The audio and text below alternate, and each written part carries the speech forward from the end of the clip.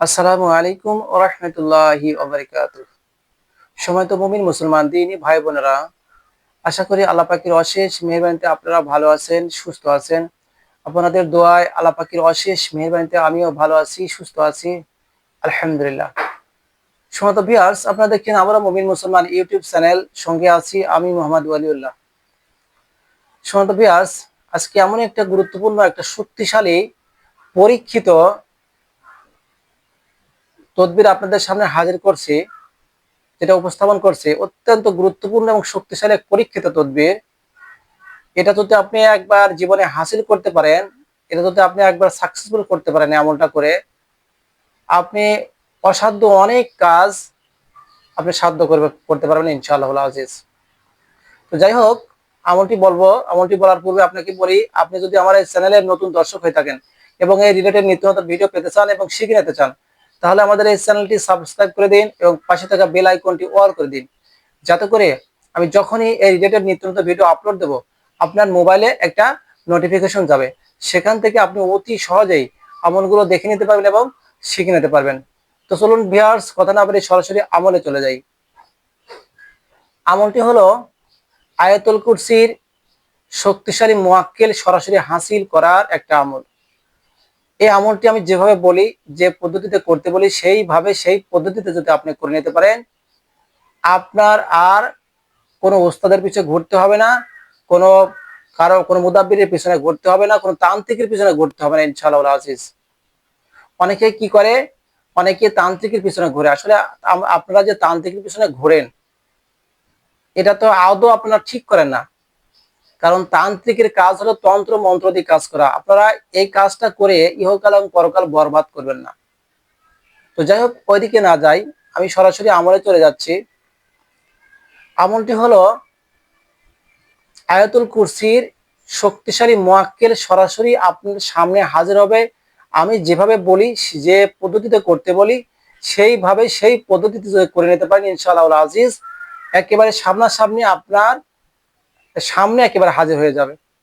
আমলটি একটু কঠিন, কঠিন বলতে একটু সময় লাগবে। তো অনেকে ভাবতে পারে যে উস্তাদ কি হুজুর কি হজরত, আমল তো কঠিন। হজরত, আসলে কষ্ট ছাড়া কোনো কিছু সম্ভব হয় না। এত সহজে আপনি মুয়াক্কেল হাসিল করবেন, যিনি হাসিল করবে, এত সহজে হবে না হজরত। কারণ আপনারা তো এই আমলের কথা শুনছেন, এর চেয়ে কঠিন আমল আমি করেছি। 40 দিন রোজা রেখেছি, 40 দিন রোজা রেখেছি এবং জামালি জালালি ফরেজ করে চলেছি, সাদা পোশাক পরিধান করেছি, প্রতিদিন নির্দিষ্ট আমি গোসল করেছি। আরো অনেক শর্ত আছে, যেগুলো বললে ভিডিওটা অনেক লম্বা হয়ে যাবে। এত বড় কঠিন আমল আমার জীবনে আমি করেছি এবং এটা অনেক আগে করেছি। তো যাই হোক, আপনাদেরকে যে আমলটা দিচ্ছি, এটা এত কঠিন না, হয়তো একটু সময় লাগবে, কিন্তু এত শর্ত নাই। তো যাই হোক, আমলটি হলো যে কোনো চন্দ্র মাসের প্রথম বৃহস্পতিবার, যে কোনো চন্দ্র মাসের প্রথম বৃহস্পতিবার আপনাকে বেছে নিতে হবে। ওই দিন গত রাত্র, অর্থাৎ যে কোনো চন্দ্র মাসের প্রথম বৃহস্পতিবার দিন গত রাত্রে থেকে ঈশান নামাজের পর থেকে আপনাকে আমলটা স্টার্ট করতে হবে। অবশ্যই আপনাকে পূর্বে থেকে আপনাকে প্রস্তুতি নিতে হবে এবং অনেক পূর্বে থেকে আপনাকে গুনাহ থেকে পরেজ থাকতে হবে, নইলে কিন্তু এই আমলের কোনো তাসির থাকবে না, আপনি কোনো তাসির পাবেন না। তো যাই হোক, চন্দ্র মাসের প্রথম বৃহস্পতিবার ঈশান নামাজের পর সর্বপ্রথমে কয়েকবার ইস্তেগফার পাঠ করে নেবেন। এরপরে সর্বপ্রথমে আমল করার পূর্বে তো অবশ্যই আপনাকে শরীরে খুশবু মেখে নিতে হবে, লোবান বাতি জ্বালিয়ে নেবেন, ঘরটাকে সুগন্ধি করে নেবেন এবং নির্দিষ্ট জায়গায় আপনাকে আমলটা করতে হবে।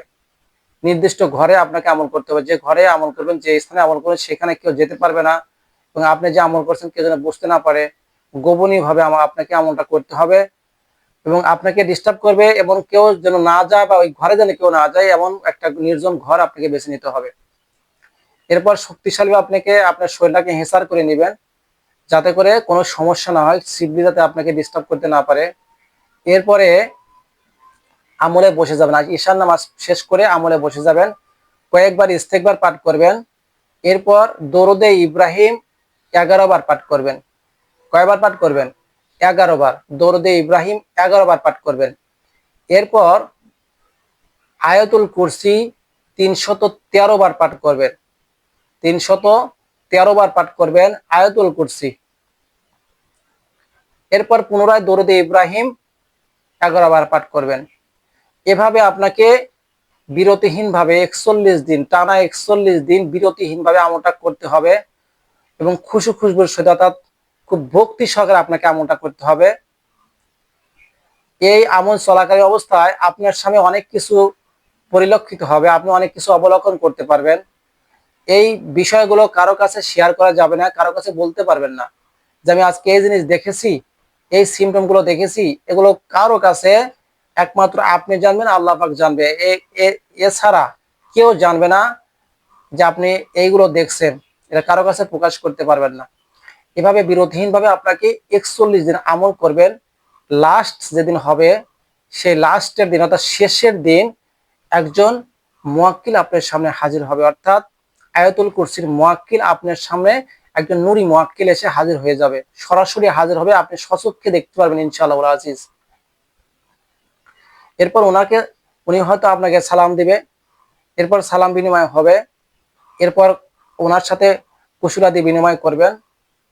ওনাকে বলবেন যে হুজুর আমার জন্য খাস করে দোয়া করবেন, আমি আপনার জন্য খাস করে দোয়া করি, আল্লাহ পাক আপনি নেক হায়াত দারাজ করে।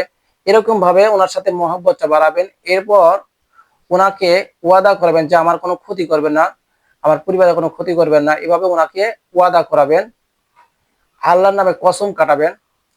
এরপরে ওনাকে লাস্টে বলবেন যে আপনাকে আমি কি মানে কিভাবে ডাকলে আপনি বুঝতে পারবো যে আপনি আসছেন, বা আপনাকে কি সংকেত বলে, আপনি কি নামে ডাকলে আপনি হাজির হয়ে যাবেন। তখন আপনাকে উনি একটা একটা আংটি দিতে পারে, বা একটা পাসওয়ার্ড দিতে পারে, বা একটা কোনো আয়াত বলতে পারে, বা কোনো একটা নাম দিতে পারে যে এই নামটা আপনি জপবেন এতবার। তো যাই হোক, সেটা অবশ্যই গোপনীয় বিষয়, সেটাও কার কাছে বলা যাবে না, আপনাকে বলে দিয়ে যাবে ইনশাআল্লাহ আজিজ। তখন আপনি ওই নাম ধরে যখন প্রয়োজন হবে তখন ডাকবেন, ইনশাআল্লাহ সাথে সাথে উনি হাজির হয়ে যাবে। তো যাই হোক, আমলটি স্পষ্ট বুঝতে পারছেন আশা করি। আমলটি করার জন্য অবশ্যই আপনাকে জামালে জালালে ফরজ করে আমলটা করতে হবে। 41 দিন আমল করবেন। এই 41 দিন আমল করার, অর্থাৎ যেদিন থেকে শুরু করবেন তার কমপক্ষে 1 সপ্তাহ আগে থেকে জামালে জালালি ফরজ করতে হবে। আশা করি আমার কথাগুলো বুঝতে পারছেন। এখন জামালে জালালি এগুলো কি, এগুলো বিস্তারিত আলোচনা করতে গেলে ভিডিওটা অনেক লম্বা হয়ে যাবে, আমি লম্বা করতে চাচ্ছি না। আর এই আমলের জন্য অবশ্যই ইজাজত প্রয়োজন। বিনা ইজাজতে আপনারা ভুল করে এই আমল করবেন না। এই আমল করে আমার কাছ থেকে ইজাজত ছাড়া বা বিনা ইজাজতে আমল করে ক্ষতিগ্রস্ত হলে, আপনার কোনো সমস্যা হলে, সেক্ষেত্রে আমরা মুমিন মুসলমান ইউটিউব চ্যানেল অর্থাৎ আমি দায়ী নয়। সুতরাং যে আমলটা করবেন উস্তাদ ছাড়া আমল করবেন না। উস্তাদের কাছ থেকে, আপনি যে উস্তাদের কাছে শিখেছেন তার কাছ থেকে সে যদি ইজাজত দেয়, সেক্ষেত্রে তার কাছ থেকে ইজাজত নিয়ে আপনি আমলটা করবেন। আর আমার ছাত্র হযরতগণের জন্য আমি বলছি, আমার আদরের ছাত্রদেরকে, আপনারা আমলটা যদি করতে চান অবশ্যই আমার কাছে ইজাজত নিয়ে করবেন। ইজাজত ছাড়া কখনোই ভুল করে আমলটা করবেন না, কারণ আমলটা অত্যন্ত কঠিন, অনেকটা সময় লাগবে। এবং আয়াতুল কুরসির নূরি মুয়াক্কিলগণ এরা অনেক শক্তিশালী। এই জন্য এটা যখন করতে যাবেন তখন বিভিন্নভাবে শিবলি আপনাকে অ্যাটাক করতে পারে, শিবলি ডিস্টার্ব করতে পারে। এই জন্য ভুল করে আমলটা বিনা ইজাজতে ইচ্ছাকৃতভাবে নিজে মাতবাড়ি করে আমলটা করতে যাবেন না। এটা করে যদি ক্ষতিগ্রস্ত হন, সেক্ষেত্রে ইউটিউব চ্যানেল অর্থাৎ আমরা মুমিন মুসলমান ইউটিউব চ্যানেল অর্থাৎ আমি দায়ী নয়। আশা করি আমার কথাগুলো বুঝতে পারছেন। অবশ্যই ইজাজতের সহিত আপনার আমলটা করতে হবে। আর আমলটার জন্য একটা গুপ্ত ভেদ আছে, এটা আমি এখন ভিডিওতে বলে দেব না, কারণ এটা আমভাবে চলে যাবে। এই গুপ্ত ভেদটা না করলে আপনারা কখনোই আমলে সাকসেসফুল হতে পারবেন না। এটা গ্যারান্টি। সেই গুপ্ত ভেদটা প্রয়োগ করেই আপনাকে আমলটা করতে হবে। আশা করি আমার কথাগুলো বুঝতে পারছেন। তো যাই হোক, ভিডিওটা অনেক লম্বা হয়ে গেল, আজ এ পর্যন্তই। অন্য কোনো ভিডিওতে অন্য কোনো সময় ইনশাআল্লাহ কথা হবে, অন্য কোনো আমল নিয়ে আসবো। সকলে আমার জন্য দোয়া করবেন।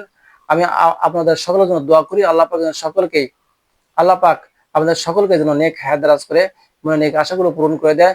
বিশেষ করে যারা মনে মনে ভাবছেন যে আমি একজন পরিপূর্ণ নূরি মুদাব্বির হব, আমি একজন রুহানি চিকিৎসক হব, সেই সমস্ত দিনী ভাই বোনেদের মনে নেক আশা, এই যে আশা, এই আশাটা যেন আল্লাহ পাক সকলকে পূরণ করে দেয়।